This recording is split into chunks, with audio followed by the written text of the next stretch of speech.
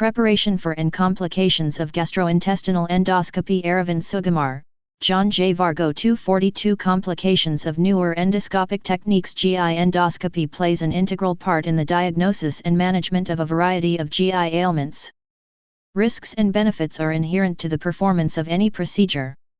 In recent years, the scope of GI endoscopy keeps expanding to include procedures such as peroral endoscopic myotomy, POEM, endoscopic submucosal dissection, ESD, of tumors, and endoscopic bariatric procedures.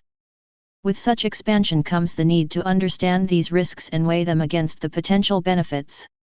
The importance of this process cannot be minimized. Complications are inevitable, but strict attention to the appropriate indications for such procedures by incorporating optimal technical and cognitive abilities can minimize complications. Preparation of the patient for endoscopy. History and physical examination. A thorough and pertinent medical history should be obtained prior to endoscopy. A careful review of previous endoscopic procedures should also be performed. This should include recognition of any adverse events, the targeted level of sedation, and the patient's satisfaction with the sedation. A list of current medication usage along with relevant allergies should also be obtained. Use of sedatives, analgesics, and alcohol by the patient can predict the need for larger doses of sedatives and analgesics or the use of monitored anesthesia care. A focused physical examination including the airway, heart, lungs, and abdomen should be performed prior to each endoscopy.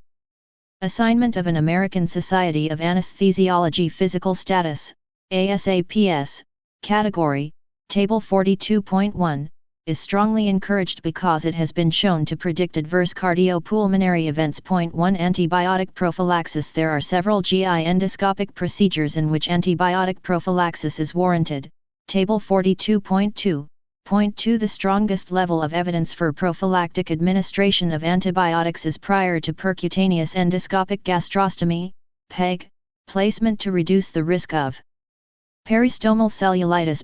3. Antibiotic prophylaxis has also been recommended in all liver transplant patients undergoing ERCP, but the necessity of antibiotics in such patients has been questioned. 4. Intended or unintended manipulation of sterile pancreatic necrosis or a pancreatic pseudocyst during ERCP or EUS, as well as EUS-guided FNA of cystic structures within and surrounding the GI tract, should receive antibiotic prophylaxis. 2. Patients undergoing ERCP with anticipated incomplete drainage of the biliary tree secondary to extensive PSC or hilar tumors should also receive antibiotic prophylaxis. 2. Of note, not all patients with cardiac valvular conditions, synthetic vascular grafts, and prosthetic joints should receive antibiotic prophylaxis. Table 42.1 ASAPS classification system used to assess risk of GI endoscopic procedures. ASAPS category: pre-procedure health status: 1 healthy, normal, 2 mild systemic disease, 3 severe systemic disease, 4 severe systemic disease that is a constant threat to life, 5 moribund, not expected to survive without the procedure, 6 brain death, 4 organ harvest. ASAPS, American Society of Anesthesiologists physical status. Because there are no data demonstrating a clear link between GI procedures and infectious complications or demonstrating that antibiotic prophylaxis prevents infectious complications after endoscopic procedures. 5. When prophylactic antibiotics are given, the choice of antibiotic depends upon the specific GI procedure, clinical scenario, and allergy history of the patient. 6. Management of anticoagulant and antiplatelet drugs. With the advent of newer and novel antiplatelet drugs and anticoagulants, it is important for the practicing gastroenterologist to understand the duration of action such agents to decrease bleeding and thrombotic complications. The management of antithrombotic and antiplatelet drugs should be based on the urgency of the endoscopic procedure and the bleeding risk associated with the procedure if the agent is not discontinued. 7. A good framework is required to classify endoscopic procedures as low versus high risk for bleeding and the underlying disease condition as high versus low risk for a thrombotic complication. The ASGE position statement on the management of antithrombotic agents for patients undergoing GI endoscopy is a useful resource. 8. For example, procedures such as biliary sphincterotomy, EUS with FNA, percutaneous gastrostomy, and polypectomy have increased risks of bleeding in patients being treated with warfarin 0.7,8 in high-risk elective procedures. Warfarin should be held so that the INR can return to normal. Warfarin can usually be restarted within a week after the procedure. 0.9,10 in patients with high-risk conditions such as mechanical heart valves, the use of a low molecular weight heparin bridge should be used until 12 hours prior to the endoscopic procedure to minimize the thromboembolic risk. When antithrombotic therapy is temporary, such as in the treatment of venous thromboembolism, elective GI procedures should be delayed if possible until the anticoagulation is no longer indicated. 0.7,8 for procedures such as EGD and colonoscopy with biopsy that carry a low bleeding risk, aspirin, NSAIDs, and clopidogrel may be continued. For procedures with a higher bleeding risk, such as endoscopic sphincterotomy, the decision to continue the antiplatelet agent will relate to the risk of a thromboembolic event. There are limited data currently on optimal management of patients receiving either anticoagulation with newer drugs that have a shorter half-life than warfarin, such as the direct thrombin inhibitor dabigatran or the direct XA inhibitor rivaroxaban, or receiving antiplatelet therapy with a newer P2Y12ADP receptor inhibitor such as ticagrelor. Informed consent. Written informed consent should be obtained by the endoscopist before performance of any endoscopic procedure. The process of obtaining informed consent is a legal requirement as well as a basic ethical obligation. It allows the patient to gain a thorough understanding of the proposed procedure, including the potential risks involved and possible alternatives, and to have all questions answered. The components of the informed consent should include a discussion of the procedure itself, including the risks, benefits, and alternatives. The frequency and severity of complications should also be reviewed. 11 Sedation. Sedation is used for most endoscopic procedures in order to provide a comfortable and safe milieu for the conduct of the procedure. The majority of ambulatory cases, including EGD and colonoscopy, are performed by targeting a moderate level of sedation. Typically, a combination of a benzodiazepine and opiate is used, although there has been a growth in the application of propofol-mediated sedation over the past decade. Deep sedation or general anesthesia is usually targeted for advanced endoscopic procedures such as ERCP, EUS, ESD, POEM, etc., and in those patients in whom medications used to target moderate sedation could be problematic.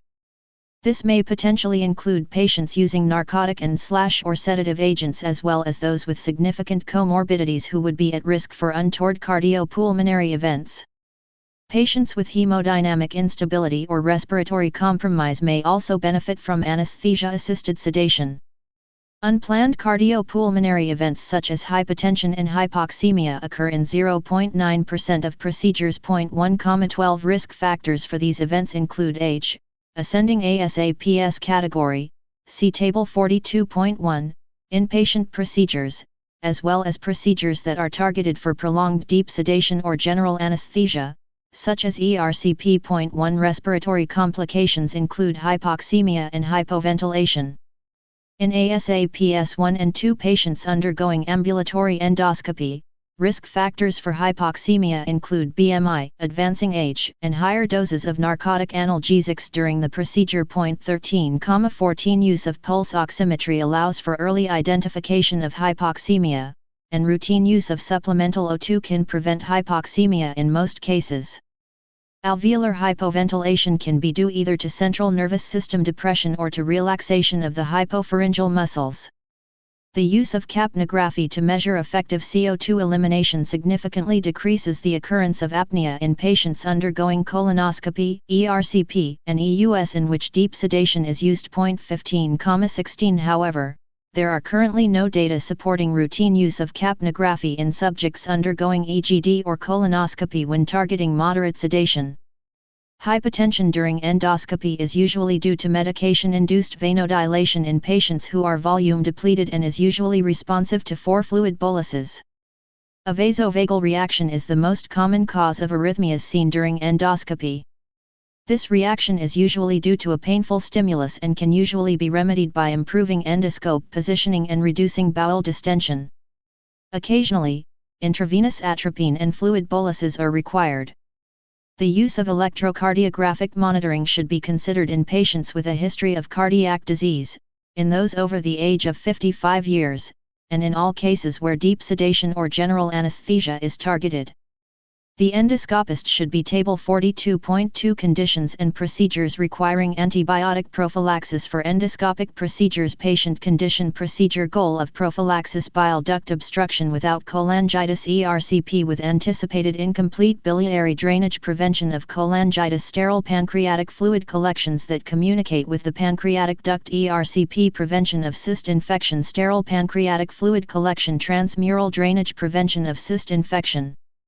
Cystic lesions along the GI tract, including the mediastinum EUSFNA, prevention of cyst infection, cirrhosis with acute GI bleeding. All endoscopic procedures, prevention of infectious complications including SBP, any condition, percutaneous endoscopic feeding tube placement, prevention of peristomal infection, cellulitis. Chapter 42 Preparation for and complications of gastrointestinal endoscopy. 621-42 Familiar with the pharmacokinetics and adverse effect profiles of all sedative medications they use, including their reversal agents such as flumazenol for benzodiazepines and naloxone for narcotics. Having a posted placard in the endoscopy suite with this information readily accessible is prudent. In the recovery area, there is a risk of resedation once the stimulus of the procedure has been removed. Recovery to baseline vital signs is an important discharge criterion. It should be emphasized that psychomotoric recovery can be delayed even in patients receiving fast-acting agents such as propofol 17. It is therefore advisable to have the patient accompanied by another individual on discharge and to recommend that the patient not drive or operate machinery until the day following the procedure. Infections. It has been estimated that the rate of transmission infection via GI endoscopy is 1 per 1.8 million in the USA. 2,18,19 Infectious adverse events are a consequence of a failure to follow established reprocessing guidelines for endoscopic devices and accessories, failure to follow sterile technique using sedatives such as propofol, or from the procedure itself. 2,20,21 Transient bacteremia is not uncommon during endoscopic procedures, but the infectious sequelae from bacteremia, such as endocarditis or seeding of other sites, is so rare that current recommendations from the American Heart Association and the ASGE recommends antibiotic prophylaxis for only very specific situations. See earlier, antibiotic prophylaxis, and Table 42.2.5,22. Because the GI tract is not sterile, high-level disinfection of endoscopes between uses is deemed to be sufficient for preventing transmission of infectious organisms between patients. 23 This process includes mechanical cleaning of channels and the exterior of the endoscope, followed by soaking in disinfectant solutions such as glutaraldehyde or peracetic acid, followed by thorough rinsing and drying of the instruments. The recent outbreak of carbapenem-resistant enterococci infection from duodenoscopes raises the specter of scope design's limitations and the need for meticulous disinfection protocols. 24 One outbreak of hepatitis C was linked to improper sterile technique and the use of a vial of sedative on multiple patients. 25 It should be emphasized that high-level disinfection kills most pathogens that could contaminate endoscopes, including HBV, HCV, and HIV. Although prions, such as the Jacob Creutzfeldt agent, are not inactivated by high-level disinfection, prions are not found in saliva, intestinal tissue, feces, and blood, and hence are judged by the WHO as being non-infectious for the purposes of infection control. 26 Electrosurgery. The presence of a cardiac pacemaker or implantable cardiac defibrillator, ICD, requires special consideration because electrocautery performed during an endoscopic procedure can inhibit cardiac pacemaker function and can lead to an inappropriate discharge of a defibrillator. It is therefore prudent to place the grounding pad away from the pacemaker on the patient's thigh or buttock and to use brief bursts of electrosurgical output.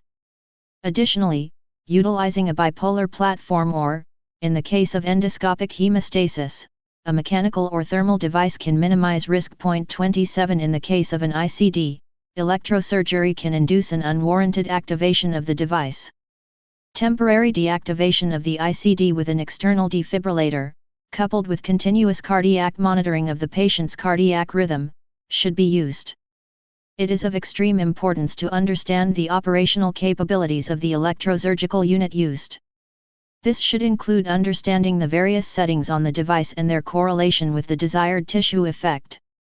Additionally, the endoscopist should be able to troubleshoot the device, should an error message or a disruption in the circuit be noted. 28,29 Timing and severity of complications. Endoscopic complications can occur during a procedure or may be delayed. Knowledge of the potential complications is a critical element of the informed consent process, see earlier. Just as important is patient education to allow early recognition of signs and symptoms that may indicate a delayed complication, and availability of a streamlined process for contacting the endoscopist about a potential complication for appropriate management.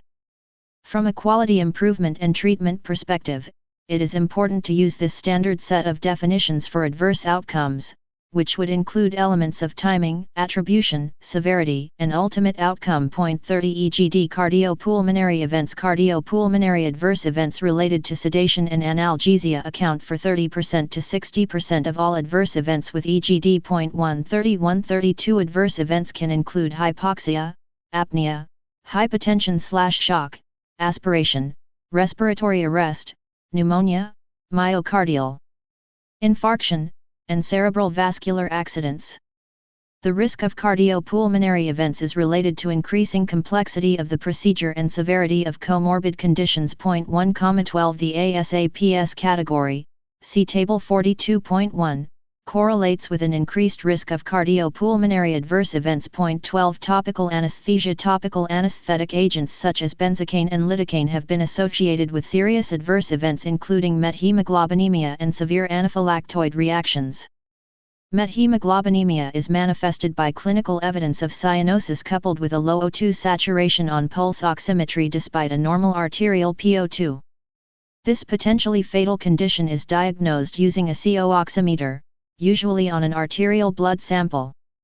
Methemoglobinemia can be reversed with the administration of 4-methylene blue. 33-34 There may also be an increased risk for aspiration with use of topical anesthetics.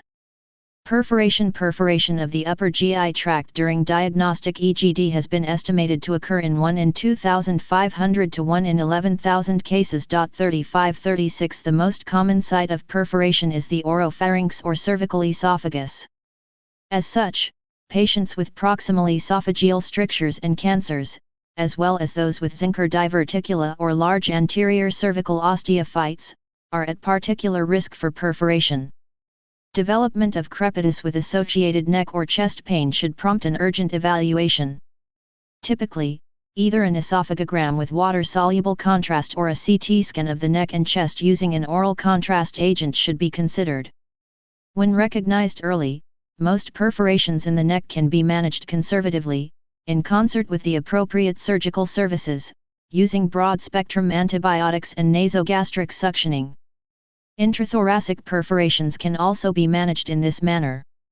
In the appropriate setting, an array of endoscopic devices can be used to treat perforations, including metallic clips, over-the-scope tissue apposition devices, stents, and suturing platforms. 37-42 Endoscopic hemostasis ulceration following variceal sclerotherapy can occur in up to 78% of patients. 43 Significant immediate bleeding with sclerotherapy can occur in up to 6% of patients. 44 Other sclerotherapy complications include aspiration, perforation, stricture. 622 Part 4 Topics involving multiple organs formation, pericardial and pleural effusions, as well as mediastinitis. 45-46 Endoscopic band ligation has the same efficacy as endoscopic variceal sclerotherapy, but is associated with lower rates of adverse events and mortality and has essentially replaced variceal sclerotherapy. 45-46 Esophageal ulcer formation with band ligation occurs in up to 15% of patients.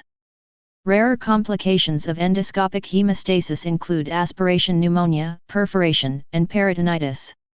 The risk of complications increases if a repeat heater probe treatment is used within 24 to 48 hours of the initial session. 47,48 Injection hemostasis with agents such as polidocanol and ethanol have been infrequently reported to cause perforation or exacerbation of bleeding. 49,50 Enteral access procedures. Endoscopy is often used to provide enteral access routes.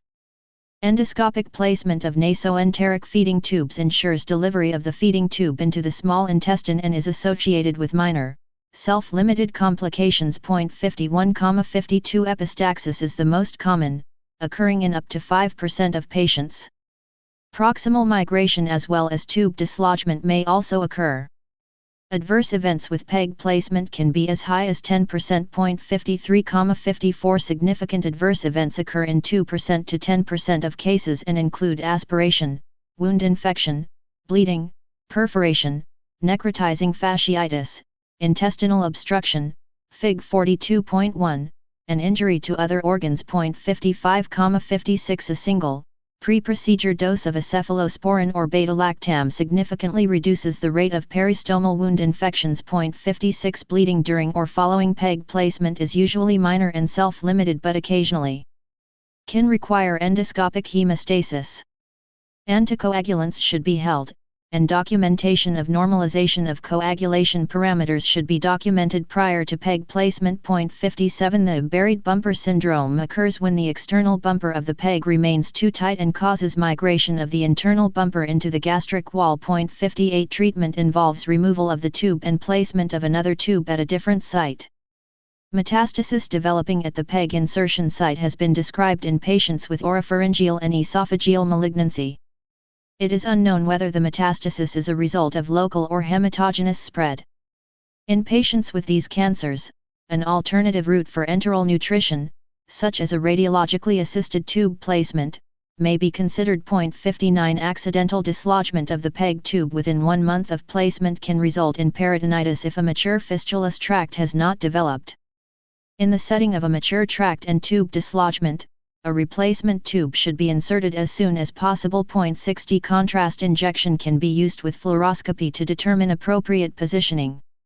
Adverse events with percutaneous endoscopic jejunostomy are like those of PEG placement, although the rates of clogging, migration, and unintentional removal may be higher. 61 Aspiration pneumonia may develop either due to aspiration of oropharyngeal contents or the tube feedings themselves. Risk factors for aspiration may include neuromuscular or structural problems of the oropharynx, prolonged supine positioning, history of documented aspiration, reduced level of consciousness, or vomiting/regurgitation. 62 Mucosal ablation and resection in patients with Barrett esophagus, with or without dysplasia, and mucosal carcinoma, see chapters 47 and 48, thermal electrocoagulation, radiofrequency ablation, cryotherapy, and endoscopic mucosal resection, EMR, have been associated with dysphagia/odynophagia, chest pain, dyspepsia, ulceration with bleeding, and perforation. 63-66 The incidence of serious advents such as perforation and bleeding with EMR in general is between 0.5% and 5%. 67 The risk of esophageal stricture formation is heightened in the setting of circumferential EMR. Most of these strictures can be adequately treated with esophageal dilation. 68 Endoscopic submucosal dissection in ESD allows for an en-bloc resection using a variety of specialized tools and using the submucosal layer as the dissection plane. Adverse events with ESD are similar to EMR, although the incidence of bleeding and perforation may be higher. 67,69 Other therapeutic procedures. Insertion of an expandable metallic stent is used to treat both malignant and benign refractory strictures. The associated complication rate is up to 12% and can include chest pain, aspiration, improper positioning, respiratory compromise caused by tracheal compression, and perforation. 70 GERD can result when the esophagogastric junction is bridged by the stent, making high-dose acid suppressive therapy with a PPI necessary. Late complications of these stents in the setting of malignancy include tumor overgrowth, tracheoesophageal fistula, and stent migration after tumor shrinkage following CRT.71,72. Complications from endoscopic removal of foreign bodies from the upper GI tract include aspiration, perforation, and GI hemorrhage. See Chapter 28. The risk of foreign body aspiration can be reduced using an overtube or endotracheal intubation. Risk factors for perforation include a more than 24-hour delay in endoscopic intervention or the presence of an irregular or sharp object. 73-75 Fig 42.1 Magnetic resonance enterography showing a migrated, water-filled PE bumper in the proximal ileum, yellow arrow. The patient presented with a 7-day history of small bowel obstruction. Single balloon enteroscopy was performed, the balloon was deflated with an injection needle, and the bumper was captured with a snare and removed per OS, with full recovery. Chapter 42 Preparation for and complications of gastrointestinal endoscopy. 623 Small bowel endoscopy. 42 Balloon-assisted enteroscopy. The advent of balloon-assisted enteroscopy has expanded the horizon of diagnostic and therapeutic vistas into the small bowel. Complication rates for diagnostic double balloon enteroscopy are 0.8% and 4.3% for therapeutic procedures. 76 A multi-center survey of double balloon procedures found bleeding, 0.8%, perforation, 0.3%, and pancreatitis, 0.3%, as the most common complications. 76 Virtually all the bleeding complications occurred in therapeutic procedures in which polypectomy was performed. A perforation rate following balloon dilation of 2.9% was also reported. Although the data on single balloon enteroscopy are not as voluminous, they appear to have a similar complication profile. 77,78 Capsule endoscopy. Contraindications to wireless capsule endoscopy include known or suspected intestinal obstruction, stricture, fistula, or extensive Crohn disease, swallowing disorders, and ileus or intestinal pseudo-obstruction. See Chapter 124. 79 More relative contraindications include pregnancy, long-standing use of NSAIDs, Zinker diverticulum, gastroparesis, previous pelvic or abdominal surgery or radiation therapy, and the presence of cardiac pacemakers or ICDs and left ventricular assist devices. There is a theoretical risk of electromagnetic interference between these cardiac devices and capsule endoscopes. However, studies of this issue have not demonstrated this to be a clinically significant problem. 80-83 Perhaps the most dreaded complication is the retained capsule within the small bowel. Patients at risk for this condition include those with a history of IBD, prior radiation therapy, previous surgery, and use of NSAIDs. 79 A capsule retention rate of 1.4% was seen in a large case series. In almost all instances, significant small bowel pathology was identified that necessitated surgical intervention. 79 In those individuals with capsule retention, no obstructive symptoms, no indication for immediate surgery, and whose underlying disease is potentially treatable medically or endoscopically, the use of double balloon enteroscopy can be successful in retrieving the capsule and treating lesions such as diaphragmatic strictures from NSAIDs. 84 In patients in whom luminal patency needs to be assessed prior to performing capsule endoscopy, use of a patency capsule system is useful tool in determining whether sufficient luminal narrowing is present to result in capsule retention and subsequent complications. 85-87 In patients with dysphagia, an appropriate structural and motility evaluation should be performed prior to capsule endoscopy.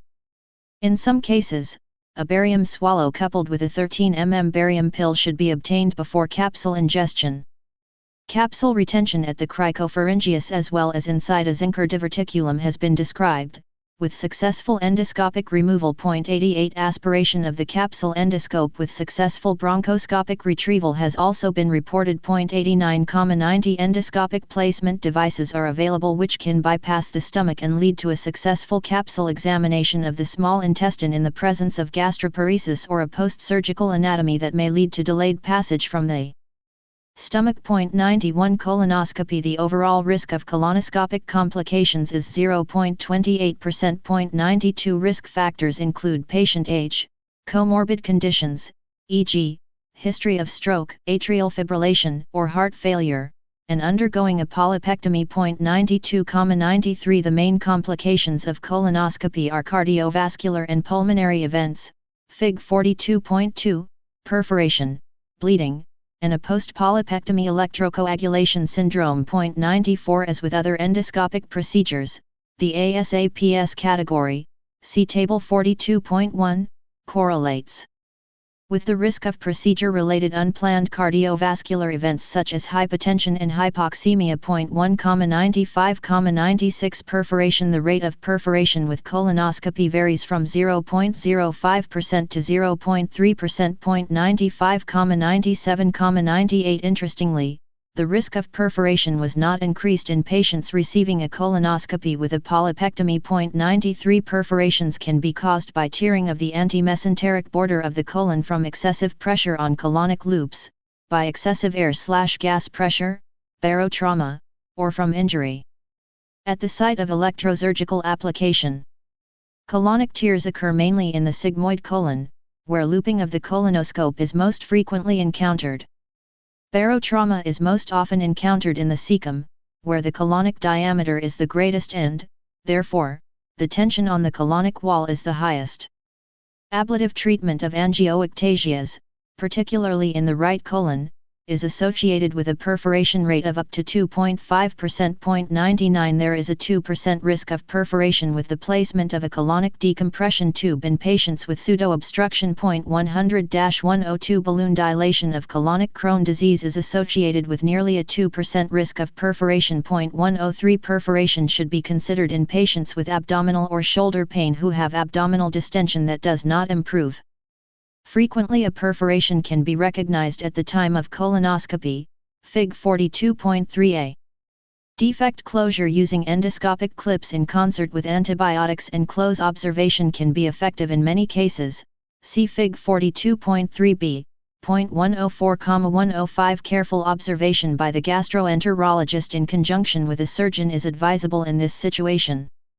In cases with larger tears or frank peritonitis, operative intervention should be considered.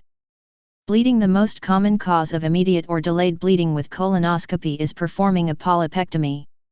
Although the overall rate of hemorrhage associated with colonoscopy ranges from 0.1% to 0.6%, this risk is 0.87% with polypectomy. 97 Patient age, cardiovascular comorbidities, and use of antithrombotic and/or antiplatelet agents are associated with increased risk for polypectomy-associated bleeding. 93,106-108 Polyp size may be an additional risk factor for post-polypectomy bleeding. 106,108,109 Prophylactic clipping of resection sites after endoscopic removal. Fig. 42.2 Chest film showing bilateral aspiration pneumonia in a patient who had undergone a colonoscopy with monitored anesthesia care.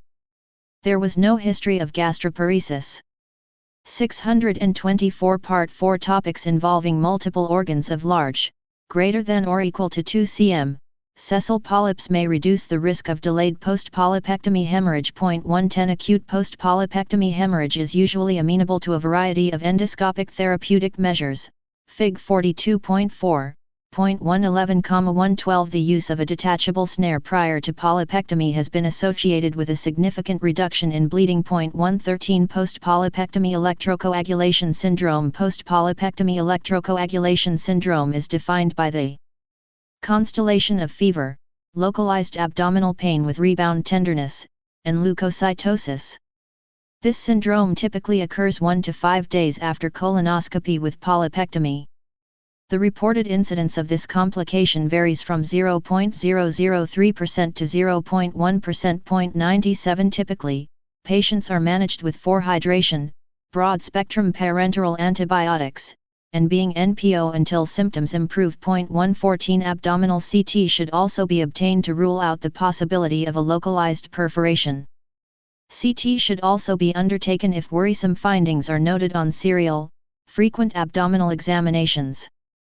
Milder cases of post-polypectomy electrocoagulation syndrome have been treated with oral antibiotics in an outpatient setting. 115 Complications related to colon preparation. Polyethylene glycol is generally safer than sodium phosphate preparations in patients with fluid/electrolyte imbalances or with chronic kidney disease, heart failure, and/or liver failure. Medications such as angiotensin-converting enzyme, ACE, inhibitors, NSAIDs, and diuretics can contribute to fluid/electrolyte problems in such patients about to undergo colonoscopy.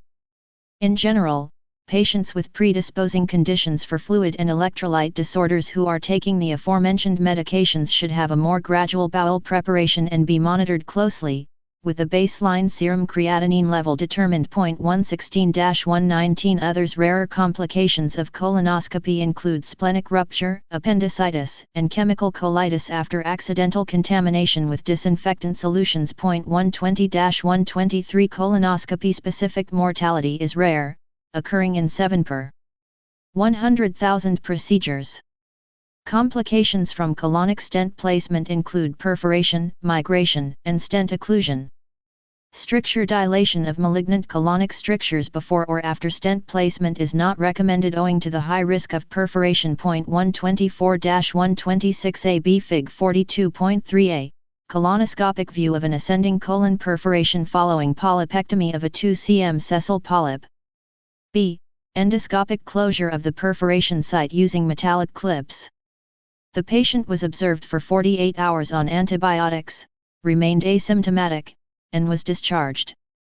Fig 42.4a Colonoscopic view of a polypectomy site in a patient presenting with hematochezia 5 days after colon polypectomy. This polyp stalk was thought to be the cause of the bleeding. B.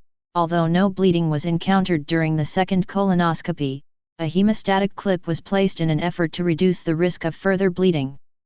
AB Chapter 42 Preparation for and Complications of Gastrointestinal Endoscopy 625 42 Gas explosion has been rarely reported and is thought to be due to combustible levels of methane or hydrogen present in the colonic lumen when electrocautery or argon plasma coagulation is used.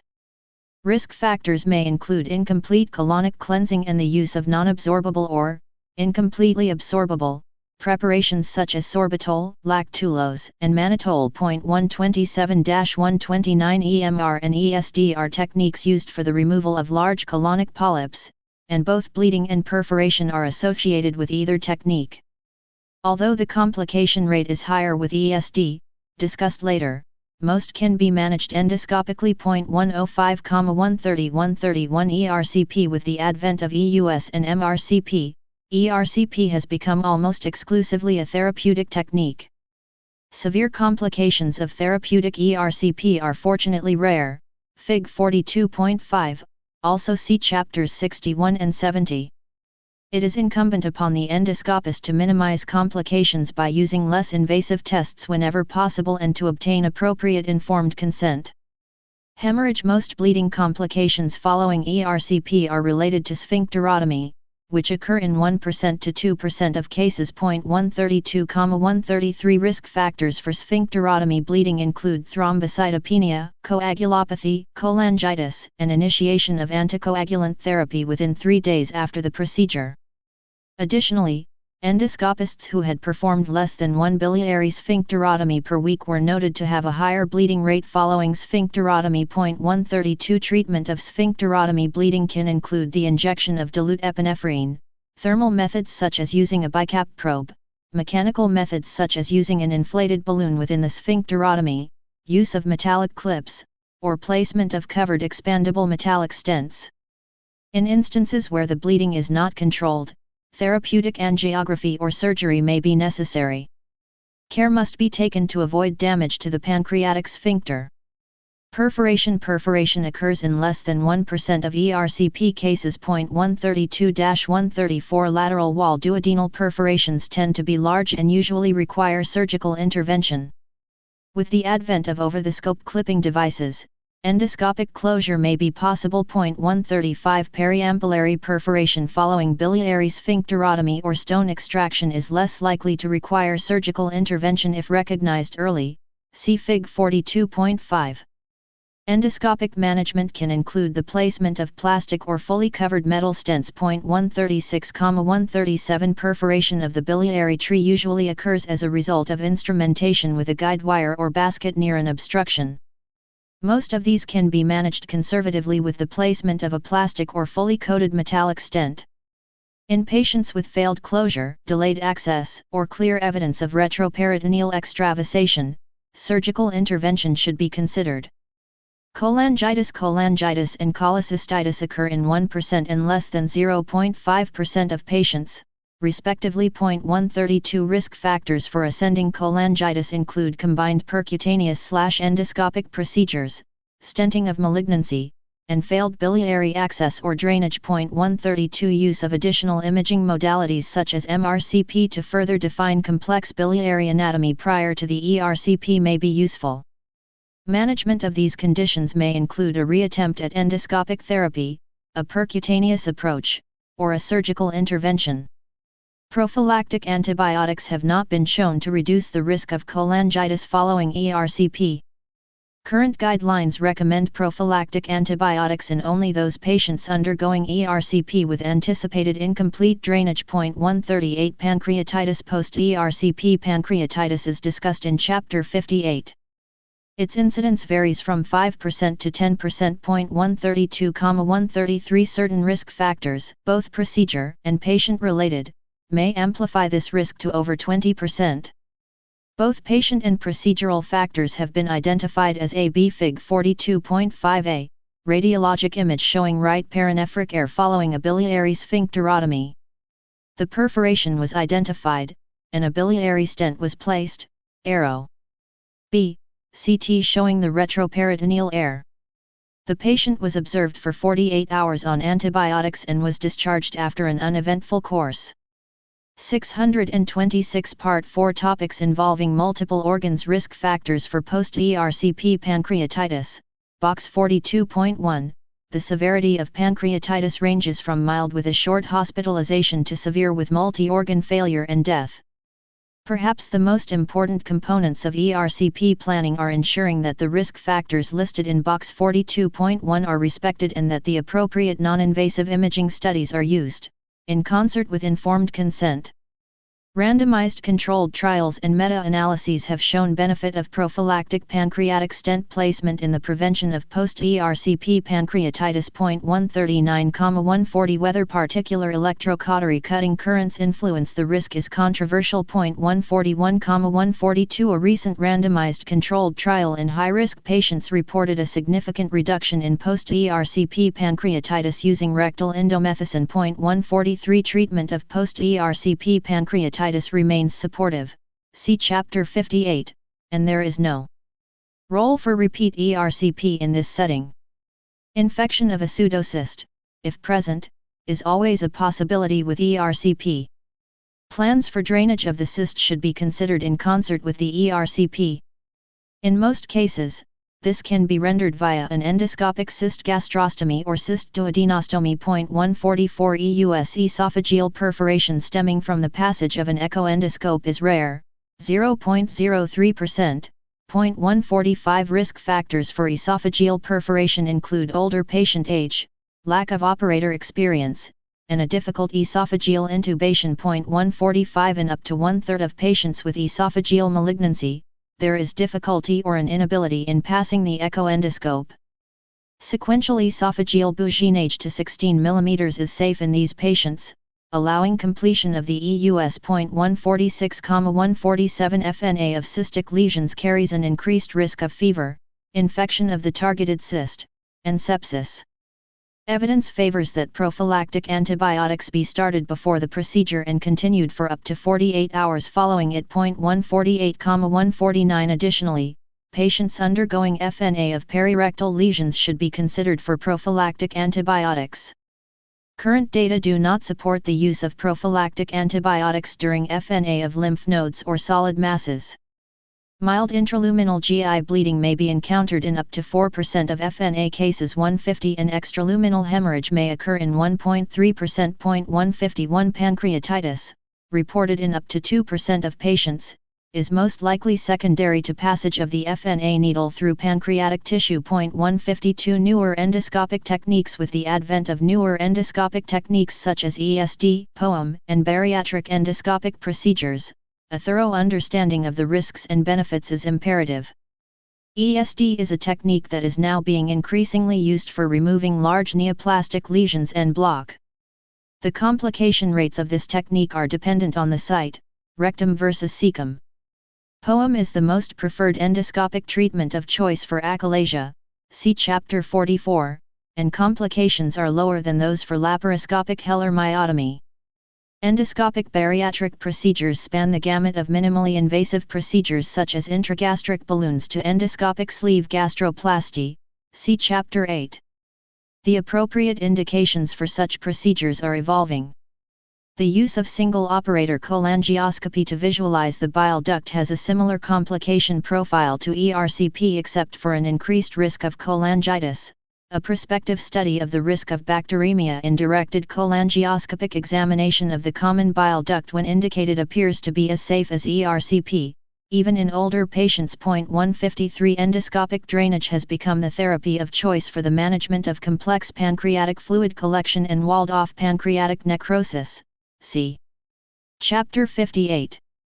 Lumen-opposing metallic stents have an excellent safety profile, with complications requiring intervention that include stent migration, 4.2%, infection, 3.8%, bleeding, 2.4%, and stent occlusion, 1.9%. 154.